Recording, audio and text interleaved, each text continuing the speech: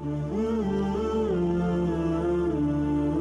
کے بعد جب بیوی آگے گھر میں بچے آگے تو اب وہی ڈیوٹی بھی کرتا ہے، محنت بھی کرتا ہے۔ پہلے جہاں مرضی کما کے پیسہ خرچ کر دیتا تھا، اب ایک ایک روپیہ پیسہ کما کے بچا کے گھر آتا ہے کہ میرے بچے ہیں، میرے اوپر ذمہ داریاں ہیں، پھر ان بچوں کی پرورش ہے، پھر بچوں کے حالات ہیں۔ بچہ پیدا ہوا تو کبھی بیمار ہے تو کبھی ڈاکٹر کے پاس، تو کبھی بچہ روتا ہے تو ساری ساری رات ماں باپ لے کے بیٹھے ہیں۔ تو یہ ایک آزمائشوں کا سلسلہ ہے اسی انداز میں۔ پھر بچوں کی پرورش اور تربیت ہے، تو پھر بچوں کو پڑھانا لکھانا ہے۔